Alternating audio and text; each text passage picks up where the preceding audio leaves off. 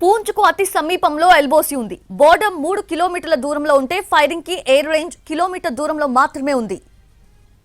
కనిపిస్తుంది పాక్ భారత్ మధ్య మొదలైనటువంటి ఉద్రిక్త పరిస్థితులు. ఇప్పటికే ఒకవైపు భారత్ ఆపరేషన్ సింధూర్ పేరుతో పాక్ లో ఉన్నటువంటి ఉగ్ర శిబిరాలపైన దాడి చేస్తే మరోపక్క పాక్ ఆర్మీ మాత్రం భారత పౌరులను టార్గెట్ చేసింది.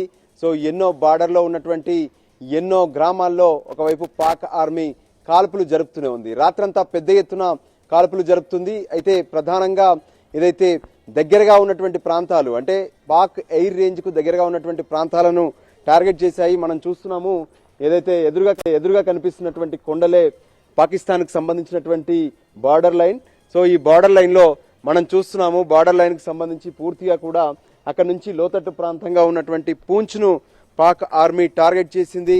పెద్ద ఎత్తున కాల్పులు జరుపుతున్నటువంటి పరిస్థితి కనిపిస్తుంది. హెవీ బారెల్స్ తో జరుపుతున్నటువంటి కాల్పులకు ఇప్పటికే పూంచ్లో 16 మంది మరణిస్తే మరోపక్క చాలా మంది గాయాల పాలై ఆసుపత్రిలో చేరినటువంటి పరిస్థితి కనిపిస్తుంది. పలువురి పరిస్థితి విషమంగా కూడా ఉంది. ఇక మరోపక్క పాక్కు సంబంధించి ఇప్పటికే డ్రోన్లను ఒకవైపు భారత ఆర్మీ ఎప్పటికప్పుడు ఎయిర్ ఫోర్స్ వాటిని కూల్చివేస్తుంది.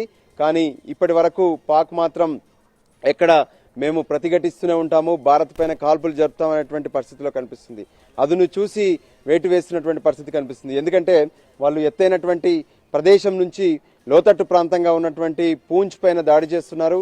అదే ఇప్పుడు ప్రమాదకరంగా మారింది. పూంచ్ మొత్తం కూడా ఖాళీ అయిపోతున్నటువంటి పరిస్థితి. ఏ క్షణాన ఏం జరుగుతుందో తెలియదు. ఎటు నుంచి ఒకవైపు బుల్లెట్స్ పడతాయో అర్థం కానటువంటి పరిస్థితి. పెద్ద ఎత్తున షెల్లింగ్. దాంతో మనం చూస్తున్నాము పూంచ్ లో ఉన్నటువంటి బస్ స్టాండ్ ఏదైతే ఉందో బస్ స్టాండ్ లో పరిస్థితి మనకు చూస్తే అర్థమవుతుంది. ఒకవైపు ఆర్మీ మాత్రం చెప్పేస్తుంది ఎవరు రోడ్లపైకి రావద్దు, ఇళ్లలోనే తలదాచుకోవాలని చెప్తున్నటువంటి పరిస్థితి కనిపిస్తుంది. మనం బస్ స్టాండ్ లో ఎవరైతే బతుకు తెరువు కోసం ఇక్కడికి వచ్చినటువంటి వాళ్ళు ఉంటారో వాళ్ళందరూ ఇక పొట్ట చేత పట్టుకుని ఎలాగైతే వచ్చారో వాళ్ళు అరచేతిలో ప్రాణం పెట్టుకుని వెళ్లిపోయేందుకు సిద్ధమవుతున్నారు.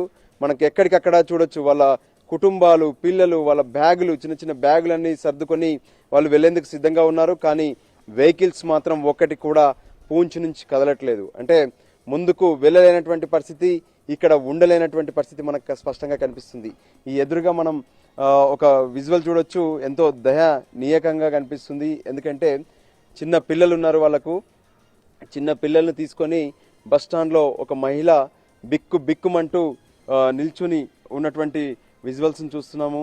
సో ఈ ఎదురుగా ఉన్నటువంటి మహిళ బస్ స్టాండ్ లో ఏదైనా బస్సు సురక్షిత ప్రాంతానికి తీసుకెళ్తుందా అని ఎదురు చూస్తుంది. ఆవిడ బిక్కుమంటూ ఏదైనా బస్సు వస్తే బాగుండు అంటూ ఎదురు చూస్తుంది. ఆమెతో పాటు 2 పిల్లలు కూడా ఉన్నారు. వాళ్ళకు సంబంధించినటువంటి ఒక బ్యాగులు కూడా వాళ్ళు పెట్టుకున్నారు.